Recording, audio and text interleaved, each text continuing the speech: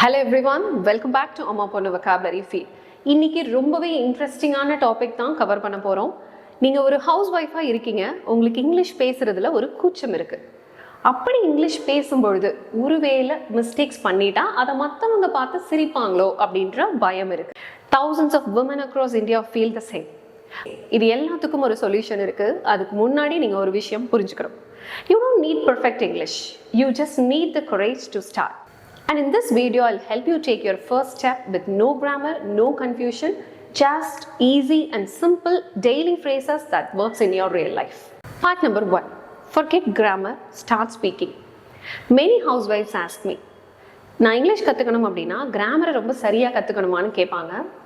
என்னுடைய ஆன்சர் எப்போவுமே நோவாக தான் இருந்திருக்கு. கிராமரை பர்ஃபெக்டாக கற்றுட்டு நம்ம இங்கிலீஷ் ஸ்டார்ட் பண்ணணும் அப்படின்ற அவசியம் இல்லை. இதுக்கு ஒரு எக்ஸாம்பிள் சொல்லணும் அப்படின்னா, நம்ம குழந்தைகளுக்கு கிராமர் புக்ஸோ கிராமர் நோட்ஸோ கொடுத்தா இங்கிலீஷ் பேச வைக்கிறோம்.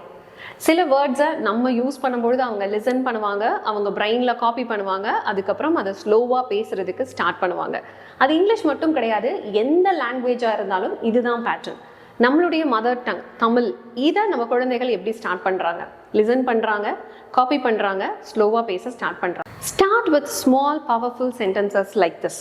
Chit here, come in please, I will call you, please wait. இப்போ நான் சொல்ல போகிற சென்டென்ஸ் பவர்ஃபுல்லான சென்டென்ஸ். நீங்கள் வேர்பை மட்டும் மாற்றி அப்படியே யூஸ் பண்ணலாம். ஐ ஆம் குக்கிங், ஐ ஆம் பிளேயிங், ஐ ஆம் ரீடிங், ஐ ஆம் listening. That's it. That's your first step. இப்போ நான் சொல்லியிருக்கிற இந்த 5 சென்டென்சஸை எவ்ரிடே உங்களுடைய லைஃப்பில் சொல்லி ப்ராக்டிஸ் பண்ணுங்கள். Part number 2. Now I'm going to teach you 10 magic phrases that every housewife can use. Listen to me and repeat after me. Number 1. What would you like to eat? சாதாரணமாக நம்ம வீட்டில் எல்லாரையும் நம்ம கேட்கக்கூடிய ஃப்ரேஸ் அது, டெஃபினட்டாக use பண்ணுங்க. Number 2. Keep your shoes outside. I'm cooking dinner now. இங்கே இந்த குக்கிங்கை நீங்கள் வேறு எந்த வேர்ப் வச்சு வேணும்னாலும் ரீப்ளேஸ் பண்ணலாம். Number 4. Let's go to the market, let's go to the mall, let's go to the park.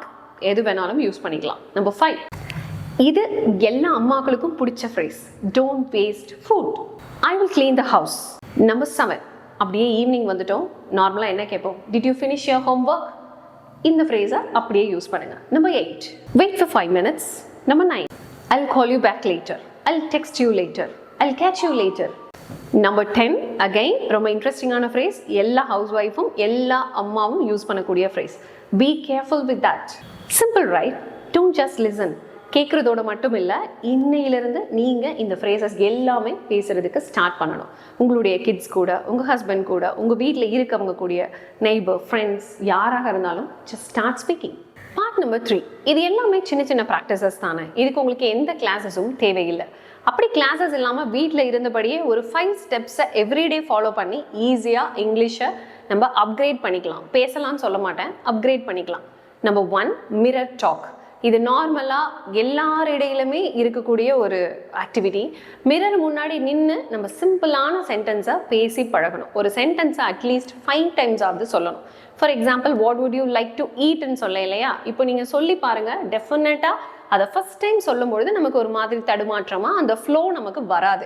அதனால் கண்டிப்பாக உங்களுடைய டங்குக்கான ப்ராக்டிஸை மோர் தென் 5 times நீங்கள் மிரர் முன்னாடி நின்று கான்ஃபிடென்ட்டாக கொடுக்க வேண்டியது அவசியம். அப்போ ஒரு நாளைக்கு ஒரே ஒரு சென்டென்ஸ் மிரர் முன்னாடி நின்று ஒரு 5 times சொல்லி பார்க்கலாம். This is called mirror talk. Method 2. Voice recording. நார்மலாக நம்ம எல்லார்கிட்டையும் கேமரா, மொபைல் ஃபோன் இருக்கும் இல்லையா? வீடியோ ரெக்கார்டரை ஆன் பண்ணிவிட்டு இதே மாதிரி இருக்கக்கூடிய சிம்பிள் ஃப்ரேசஸை again and again சொல்லி ப்ராக்டிஸ் பண்ணணும். பிகாஸ் லாங்குவேஜை கற்றுக்கிறதுக்கு எப்போவுமே கிராமரும் அந்த ஃப்ரேசஸும் மட்டும் போதாது. நம்ம கான்ஃபிடன்ஸ், நம்ம ஆட்டிடியூட், இது எல்லாமே ரொம்ப முக்கியம். அந்த வீடியோவை பார்க்கும்பொழுது நம்ம அப்கிரேட் ஆகிட்டு இருக்கோங்கிறத நம்ம ஃபீல் பண்ணினா மட்டும்தான், நம்ம சரியாக பேசுகிறோம் அப்படின்ற சாட்டிஸ்ஃபேக்ஷன் நமக்கு வந்தால் மட்டும்தான் நம்ம லேர்ன் பண்ணுற ஃப்ரேசஸை மற்றவங்க கிட்ட நம்ம பேசுவோம். ஸோ அதனால இந்த ப்ராக்டிஸ் ரொம்ப முக்கியம். Method number 3. இது நார்மலாக கேள்விப்பட்டிருப்பீங்க. English movies and TV shows, cartoons பார்க்கலாம் கிட்ஸ் கூட. கீழே சப்டைட்டில்ஸ் கண்டிப்பாக இருக்கணும். அந்த சப்டைட்டில்ஸ் எல்லாமே நீங்கள் உங்கள் மைண்டில் ஏற்றிக்கணும், எல்லா வேர்ட்ஸினுடைய அர்த்தமும் புரிஞ்சுக்கணும் அப்படின்ற அவசியமே கிடையாது. உங்களுக்கு தேவையான ஃப்ரேசஸ் ஏதாவது வந்தது அப்படின்னா ஒரு சின்ன நோட் புக் எடுத்து வச்சுட்டு அந்த ஃப்ரேசஸை மட்டும் உங்களுடைய நோட் புக்கில் நோட் பண்ணிவிட்டு நெக்ஸ்ட் டே நீங்கள் பண்ண போகிற மிரர் டாக்ல அந்த ஃப்ரேஸை நீங்கள் அப்படியே யூஸ் பண்ணலாம்.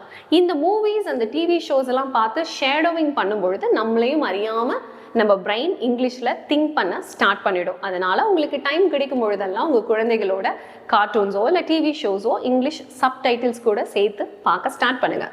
மெத்தட் நம்பர் 4, நம்ம கற்றுக்கிட்டா மட்டும் பத்தாது இல்லையா, நம்ம ஃபேஸ் பண்ணுற இந்த இஷ்யூஸை ஃப்யூச்சரில் நம்ம கிட்ஸ் ஃபேஸ் பண்ணாமல் இருக்கணும் அப்படின்னா அவங்க கூட இப்போலேருந்தே இங்கிலீஷில் கொஞ்சம் கொஞ்சமாக பேச ஸ்டார்ட் பண்ண வேண்டியது ரொம்ப அவசியம். பிகாஸ் அவங்க ஸ்கூலில் பேசுகிறாங்க, அது ரொம்ப மினிமமான டைம், மேக்ஸிமம் டைம் அவங்க நம்ம கூட தான் ஸ்பெண்ட் பண்ணுறாங்க. நம்ம ரொம்ப ஃப்ளூவெண்ட்டாக அவங்க கூட இங்கிலீஷில் பேசணுன்ற அவசியம் கிடையாது. அவங்க இங்கிலீஷில் பேசணுன்ற அந்த ஆர்வத்தை தூண்டுற அளவுக்கு நம்ம சின்ன சின்ன ஃப்ரேசஸ் ஆகுது அவங்க முன்னாடி இங்கிலீஷில் பேசலாம். இப்போது நம்ம இப்படி கற்றுக்கிட்ட இந்த ஃப்ரேசஸ் எல்லாம் கிட்ஸ் கூட பேசி ப்ராக்டிஸ் பண்ணுங்க. Method number 5, voice note practice. பிகினராக இருக்கீங்க அப்படின்னா டெஃபினட்டாக இந்த ப்ராக்டிஸ் உங்களுக்கு ரொம்ப ஹெல்ப்ஃபுல்லாக இருக்கும். உங்கள் கூடவே உங்கள் ஃபேமிலி சர்க்கிளில் உங்களுக்கு ரொம்ப கம்ஃபர்டபுளான பர்சன் யாராவது இருந்தாங்க அப்படின்னா அவங்களுக்கு நீங்கள் இந்த வாய்ஸ் நோட்டை கொஞ்சம் கொஞ்சமாக அனுப்பி வைக்கலாம். ஏதாவது எரர்ஸ் இருந்தால் அவங்க சார்ட் அவுட் பண்ணுவாங்க, அதை கரெக்ட் பண்ணி அவங்க சொல்கிறாங்க அப்படின்னா அது உங்களுக்கு ரொம்பவே ஹெல்ப்ஃபுல்லாக இருக்கும். Again I'm repeating, it's not about being perfect, it's about practicing every day. Finally, let me tell you something from the bottom of my heart. என்கிட்ட இந்த இங்கிலீஷ் கிளாஸ்க்காக என்கொயரிஸ் பண்ணுறதுல மேக்ஸிமம் யாருன்னு கேட்டிங்க அப்படின்னா ஹவுஸ் ஒய்ஃப் தான். அவங்களுக்குள்ள இருக்கிறது அந்த ஹெசிடேஷன், ஒரு கூச்சம், ஒரு தடுமாற்றம் அப்படின்னு சொல்லலாம். ஒரு ஸ்ட்ராங்காக ஃபீல் பண்ணாத அந்த ஒரு கான்ஃபிடென்ஸ் இல்லாத அந்த ஒரு விஷயம், அதை மட்டும் தான் நான் நோட்டீஸ் பண்ணியிருக்கேன். அவங்க எல்லாருக்கும் நான் சொல்கிறது என்ன அப்படின்னா, you are not just housewife, நீங்கள் ஹார்ட் ஆஃப் த ஹோம். நீங்கள் எல்லா விஷயங்களையும் மேனேஜ் பண்ணுறீங்க. குக்கிங், கிட்ஸை டேக் கேர் பண்ணுறதுலேருந்து, ஃபினான்ஷியல் சப்போர்ட் கொடுக்குறதுலேருந்து, இந்த மாதிரி எல்லா விஷயங்களையும் ஹேண்டில் பண்ணுற உங்களால் கண்டிப்பாக அந்த இங்கிலீஷையும் கற்றுக்க முடியும் அப்படின்ற கான்ஃபிடன்ஸ் உங்களுக்குள்ளே வரணும். அதுக்கு நீங்கள் செய்ய வேண்டியதெல்லாம், உங்களுக்குள்ளே இருக்கிற கூச்சத்தை குறைக்கணும் அப்படின்னா நீங்கள் சரியாக தான் பேசுகிறீங்கன்ற நம்பிக்கை உங்களுக்கு வரணும். அப்போது நான் சொன்ன ப்ராக்டிஸ் எல்லாமே நீங்கள் கண்டிப்பாக செய்யணும்.